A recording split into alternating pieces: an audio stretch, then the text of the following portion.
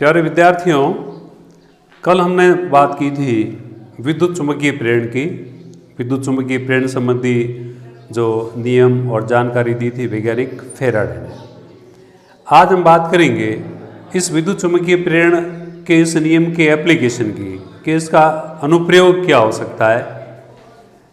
इसके अनुप्रयोग के बारे में बात करेंगे। तो वो अनुप्रयोग में एक महत्वपूर्ण अनुप्रयोग है विद्युत धारा जनित्र। विद्युत धारा जनित्र ये क्या होता है, इसकी बनावट क्या है, इसके उपयोग क्या है, इसके प्रकार क्या है, उस पर आज बात करते हैं। विद्युत धारा जनित्र। धारा जनित्र इलेक्ट्रिक करंट जनरेटर। ये क्या है? एक मशीन है, एक युक्ति है, एक साधन है जो यांत्रिक ऊर्जा को विद्युत ऊर्जा में रूपांतरित करती है। ये ऊर्जा को रूपांतरित करने का साधन है, लेकिन कौन सी ऊर्जा का कौन सी ऊर्जा में रूपांतरण करती है? यांत्रिक ऊर्जा, मैकेनिकल एनर्जी जो होती है उसको वो विद्युत ऊर्जा में रूपांतरित करती है। और फेराडे की विद्युत चुम्बकीय प्रेरण के सिद्धांत पर कार्य करती है। तो कोई आपसे प्रश्न करें कि विद्युत धारा जनित्र क्या होता है, तो हम दो बातें कहेंगे कि ये एक मशीन है, ये एक युक्ति है जो यांत्रिक ऊर्जा का विद्युत ऊर्जा में रूपांतरण करती है और विद्युत चुम्बकीय प्रेरण के सिद्धांत पर आधारित है। तो क्या कहेंगे? यह एक युक्ति है। युक्ति मतलब मशीन, साधन है जो यांत्रिक ऊर्जा को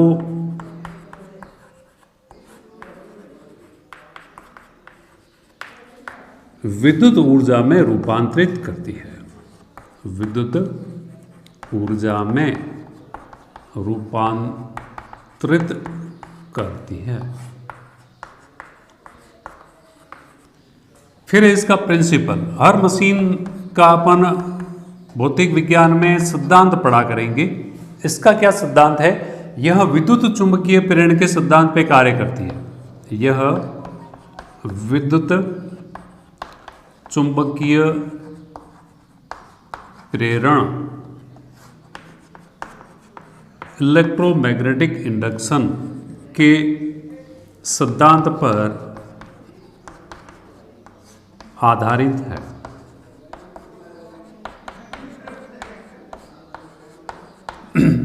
यह विद्युत चुम्बकीय प्रेरण के सिद्धांत पर कार्य करती है। विद्युत चुम्बकीय प्रेरण क्या है?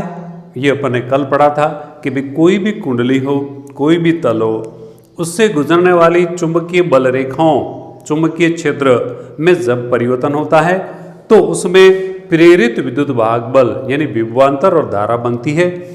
उस घटना को हमने कहा था विद्युत चुम्बकीय प्रेरण। तो वैज्ञानिकों ने सोचा कि कोई ऐसा तरीका सुझाए कि इस चुंबकीय फ्लक्स में परिवर्तन करें बाहर से यांत्रिक विधि से, तो उसमें विद्युत वाहक बल और विभवांतर या विद्युत धारा उत्पन्न हो सकती है। इसी बात को आधार मान करके प्रत्यावर्ती धारा जनित्र बनाए गए। ये जनित्र दो प्रकार के होते हैं। जनित्र दो प्रकार के होते हैं।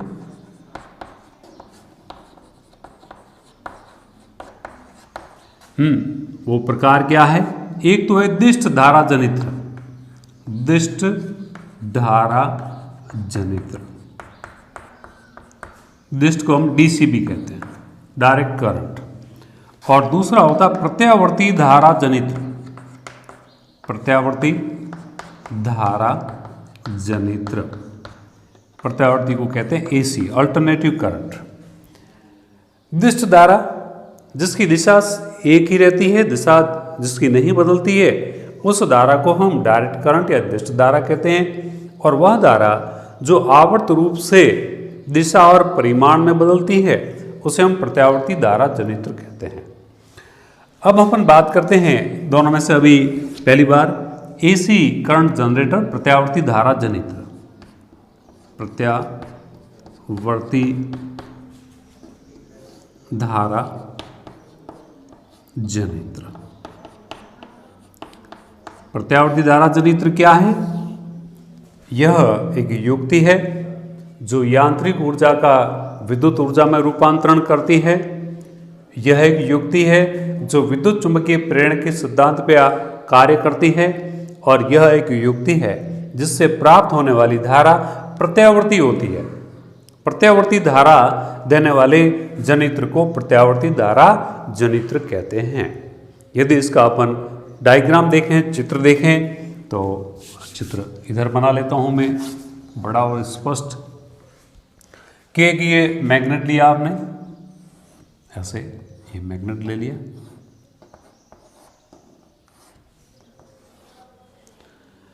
और इधर भी सामने चुंबक ले लिया।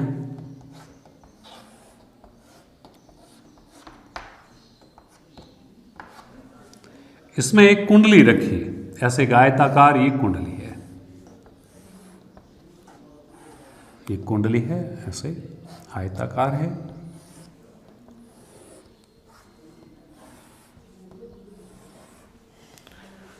और इस कुंडली के साथ में यहाँ पर एक सर्पी ऐसे वलय होगी, इससे कार्बन ब्रश जुड़ा रहता है।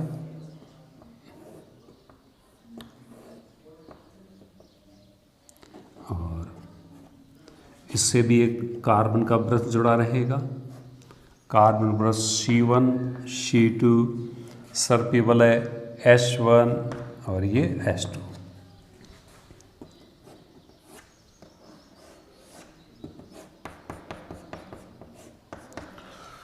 अब देखिए, इसके यदि अपन विभिन्न भागों की बात करें तो इसके विभिन्न भाग, बनावट की बात कर रहा हूं मैं पहले। बनावट में सबसे पहला जो महत्वपूर्ण इसका भाग है वो है आर्मेचर कह दो या क्षेत्र चुंबक कह दो। चुंबकीय क्षेत्र बनाने के लिए हमें स्थायी चुंबक लेना पड़ता है। ये स्थायी चुंबक है जो यहाँ चुंबकीय क्षेत्र बनाएंगे। ये अवतलाकार होते हैं, अवतलाकार स्थायी चुंबक, जो चुंबकीय क्षेत्र बनाने के लिए यहाँ पर रखे गए हैं। दूसरा है आर्मेचर। आर्मेचर क्या होता है? आर्मेचर एक आयताकार कुंडली है। ये जो कुंडली है इसको आर्मेचर कहा गया। अब इसको कैसे बनाते हैं? इसके लिए क्या करते हैं कि एक आधार ले लेते हैं नरम लोहे का। लोहे की दो क्वालिटी होती है, कठोर लोहा, नरम लोहा। नरम लोहा ले लिया, उस नरम लोहे के ऊपर तार को लपेट, विद्युत रुद्ध तार, ऐसा चालक तार जिसके ऊपर कुचालक की खोल चढ़ी हो, उस तार को इसके ऊपर लपेट करके कुंडली का निर्माण करते हैं। उस कुंडली को हम क्या कहेंगे? आर्मेचर। ये आर्मेचर क्या होती है? कुंडली होती है। कच्चे लोहे के आधार पर, लोहे के आधार पर तार लपेटकर, विद्युत रुद्ध तार, विद्युत रुद्ध तार लपेटकर इसे बनाया जाता है। ये आर्मेचर हो गया। तीसरा इसका जो भाग है वो है सर्पी वलय। क्या है? सर्पी वलय। सर्पी वलय क्या है? ऐसी वलय जो फिसलती है, जो खिसकती है। यहाँ पर इस सिरे से एक ये वलय जुड़ी हुई है, इससे दूसरी वलय जुड़ी हुई है। और सर्पी वलय इसलिए, सर्पी वलय नहीं होगी ना तो क्या होगा कि ये तार, ये कुंडली घूमेगी तो ये तारें उलझ जाएगी। तारें उलझे नहीं, इसलिए यहाँ पर ये सर्पी वलय रखी हुई है। और चौथा है carbon brush. Carbon brush, carbon के जो टुकड़े होते हैं उनको यहाँ एक ब्रश के रूप में काम में लेते हैं। वो इस सर्पी वलय से चिपके रहते हैं, जुड़े रहते हैं। सर्पी वलय घूमती है तो ये घूमेगी, लेकिन सर्पी वलय से कार्बन के ब्रश सदैव जुड़े रहेंगे। जैसे ये घूमती है, इससे ये यूँ घूमे वलय, कैसे भी घूमे, लेकिन कार्बन वृक्ष का सर्पी वलय से सदैव संबंध बना रहेगा। तो ये 4 महत्वपूर्ण इसके पार्ट हैं, इसके हिस्से हैं। अब प्रश्न है इसकी कार्य प्रणाली का। कार्य प्रणाली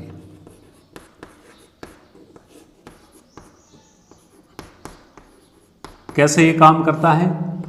काम करता है ये इस सिद्धांत पर, विद्युत चुंबकीय प्रेरण के सिद्धांत पर, जिसमें यह कहा गया कि जब भी चुंबकीय फ्लक्स में परिवर्तन होता है तो वहां प्रेरित विद्युत वाहक बल निर्मित होता है।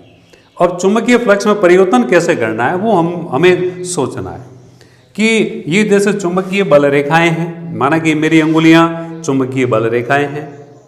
अब मैं कुंडली को ऐसा रखता हूं तो इसमें से कोई बल रेखा नहीं जा रही है, लेकिन मैं इसको घुमाता हूं, ऐसे लाता हूं तो ये चारों के चारों बल रेखाएं इसमें से जा रही है। अब कम हो जाएगी, अब वापस जाएगी, यानी कुंडली को घुमाने से यहां जो चुंबकीय ध्रुव है, इनसे बनने वाली जो चुंबकीय बल रेखाएं हैं वो इसमें से गुजरती है, उनकी संख्या बदलती है।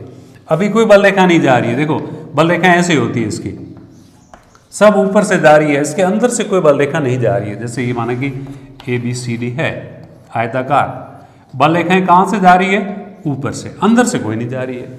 अब ये कुंडली है, जैसे ये एक कॉपी नुमा ले लिया, जैसे ये कुंडली होती तो अभी बल रेखाएं इसके ऊपर से और इसके नीचे से जाएगी। अब मैं इसको थोड़ा घुमाता हूं तो कुछ जाएगी, यूं होने पर सभी की सभी जाएगी। फिर ये रोटेशन इसका 4 कंटिन्यूस है, यूं है, यूं आई और आगे जाएगी, यूं जाएगी तो फिर 0 जाएगा, फिर घूमेगी, फिर बढ़ेगी। यानी इस कुंडली के निरंतर घूर्णन से कुंडली से गुजरने वाली चुंबकीय बल रेखाओं की संख्या, जिसको चुंबकीय फ्लक्स कहते हैं, उसमें परिवर्तन होगा। और हमने कल पढ़ा था कि कहीं भी फ्लक्स परिवर्तन होता है तो उसमें विद्युत चुंबकीय प्रेरण से विद्युत वाहक बल, विभवांतर और धारा निर्मित होते हैं। तो इस कुंडली को कुल मिला के बाहर से आपको क्या करना है? बाहर से हमें यह करना है कि इसको कनेक्ट कर दीजिए किसी भी साधन से, माना कि हाथ से भी कर सकते हो आप। इस जनित्र को से आप हाथ से भी विद्युत उत्पादित कर सकते हो।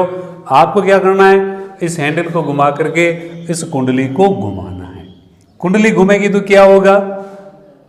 कुंडली से गुजरने वाले चुंबकीय फ्लक्स में परिवर्तन होगा। चुंबकीय फ्लक्स मतलब चुंबकीय बल रेखाएं वो बदलेगी, और चुंबकीय फ्लक्स बदलेगा तो फैराडे का नियम है कि चुंबकीय फ्लक्स परिवर्तन से विभवांतर, विद्युत धारा या विद्युत ऊर्जा निर्मित होती है।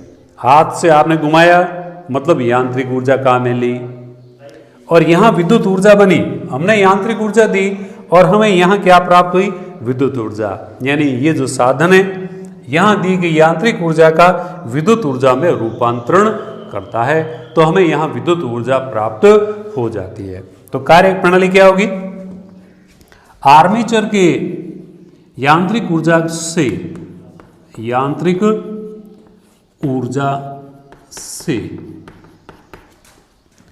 आर्मेचर के घूर्णन या आर्मेचर को घूर्णित करने पर उससे निर्गत चुंबकीय फ्लक्स में परिवर्तन होता है।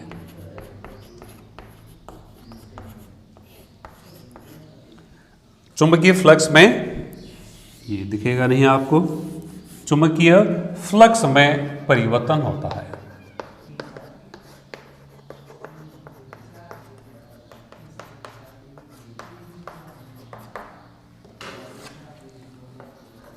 फलतः विद्युत चुंबकीय प्रेरण को संक्षिप्त में ऐसा लिखता हूं, विद्युत चुंबकीय प्रेरण से विभवांतर या विद्युत ऊर्जा प्राप्त होती है। तो कुल मिला के हमें क्या करना है? हमें यांत्रिक ऊर्जा चाहे हाथ से हो, चाहे किसी मशीन को, है ना, एक इंजन बना दिया, जैसे मोटरसाइकिल का इंजन है, ट्रैक्टर का इंजन है, उसकी जो व्हील है, पहिए को एक बेल्ट से इसे कनेक्ट कर दो तो ये जो घूमेगा, इसके घूमने से कुंडली घूमेगी, और कुंडली घूमेगी तो इससे गुजरने वाला फ्लक्स बदलेगा, और फ्लक्स बदलेगा तो फैराडे के नियम से विद्युत ऊर्जा आपको प्राप्त होगी। अब यहाँ प्राप्त होने वाली जो ऊर्जा है उसके साथ में एक चीज और है कि उसकी जो दिशा है, उससे बनने वाली विद्युत धारा की जो दिशा है वो निश्चित या नियत नहीं होती है, वो लगातार बदलती है, एक निश्चित समय बाद वो बदल जाती है, आवर्त रूप से निरंतर बदलती है। इसलिए इस विद्युत धारा को हम क्या कहेंगे? प्रत्यावर्ती धारा, और इस जनित्र को हम प्रत्यावर्ती जनित्र कहेंगे। और वो धारा की दिशा वो एक निश्चित समय बाद बदलती है। कितने समय बाद बदलती है वो इसकी बनावट आदि पे और इसकी स्पीड आदि पे निर्भर करता है। और जो हमारे घरों में जो विद्युत आती है उसकी आवृत्ति निश्चित है, और हमारे देश में वो 50 हर्ट्ज रखी गई है। कितनी रखी गई है? 50 हर्ट्ज, यानी 1 सेकंड में 50 बार धन और ऋण आपस में बदलते हैं। और ये जो आवृत्ति होती है, ये आवृत्ति भिन्न भिन्न देशों में भिन्न भी हो सकती है। अब हमारे देश में ये जो आवृत्ति है 50 हर्ट्ज तय की हुई है, तो कहीं भी जनित्र लगा हुआ, चाहे हमारे बाड़मेर में गिरल थर्मल पावर हो, या कोटा वाला थर्मल पावर हो, या न्यूक्लियर पावर हो, कोई भी पावर जनरेटर है, सभी पावर जनरेटर 50 हर्ट्ज की फ्रिक्वेंसी, 50 हर्ट्ज की आवृत्ति की प्रत्यावर्ती धारा का ही निर्माण करेंगे और उसी का ही प्रसारण करेंगे। और हमारे देश में बनने वाले जितने भी विद्युत यंत्र होंगे, चाहे पंखा हो, चाहे हमारा रेफ्रिजरेटर हो, वो भी 50 हर्ट्ज के लिए डिज़ाइन किया जाता है, 50 हर्ट्ज के लिए बनाया जाता है। कई बार हम विदेशों से मंगाया हुआ सामान होता है, वो हमारे यहाँ खराब हो जाता है या हम उसको काम में नहीं ले पाते। कौन से को काम में नहीं ले पाएंगे? कि वो कितने हर्ट्ज के लिए बना हुआ है। जापान में फ्रिक्वेंसी अलग हो सकती है और हमारे देश में 50 हर्ट्ज है, वहाँ हो सकता है कि 60 हर्ट्ज के लिए पे विद्युत उत्पादित की जा रही हो, और हम जापान से एक मिक्सर लाएंगे तो हमारे यहाँ वो खराब हो जाएगी।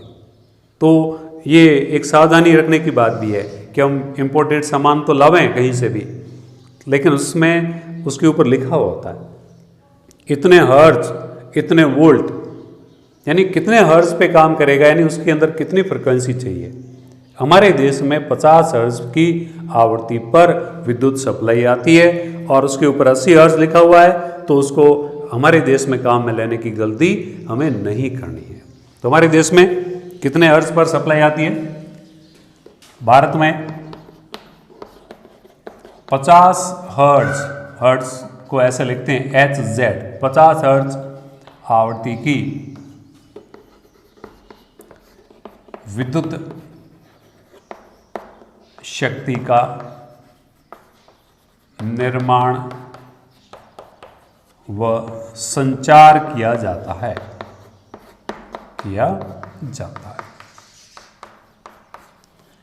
तो ये हुआ प्रत्यावर्ती धारा जनित्र। हमें उद्दिष्ट धारा जनित्र की भी आवश्यकता हो सकती है। हमें कुछ हमारे ऐसे यंत्र है जो उद्दिष्ट धारा पे काम करते हैं। जैसे पंखा है, ये तो AC पे भी काम कर लेता है। ट्यूबलाइट है, ये भी AC पे काम कर लेती है।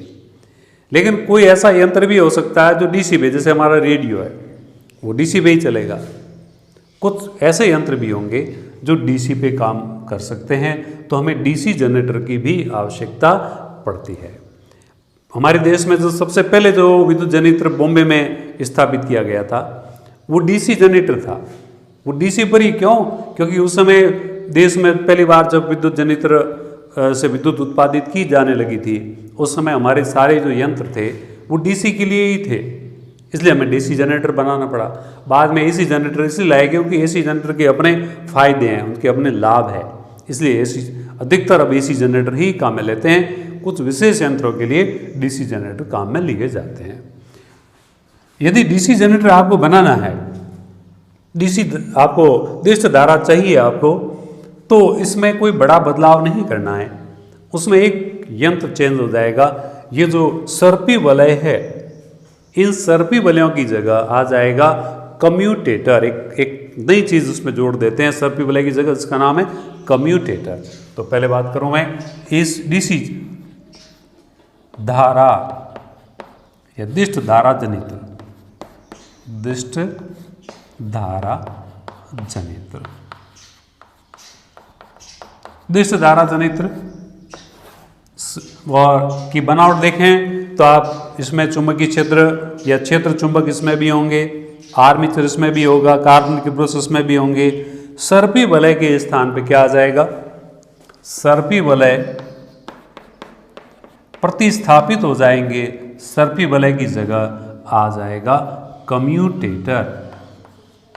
कम्यूटेटर एक तरह से एक साधन है, बीच में हमने जोड़ा है, जो एसी को डीसी में बदलता है, प्रत्यावर्ती धारा को दिष्ट धारा में रूपांतरित करता है। अब कम्यूटेटर को आप यदि इसमें चेंज करके बनाना चाहते हो तो इस तरह से होगा। वो किस तरह से होगा ये आप देखिए।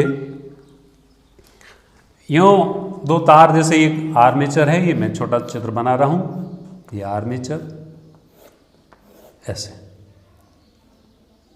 एक बेलन यहां बना दो, पहले ये बेलन बना दिया, यहां कार्बन के ब्रश जोड़ दिया आपने, इस बेलन को बीच में से ऐसे काट देते हैं, बस एक कार्बन का ब्रश इधर हो गया, ये S2, इस बेलन के एक दो भाग हो गए S1 और S2, बस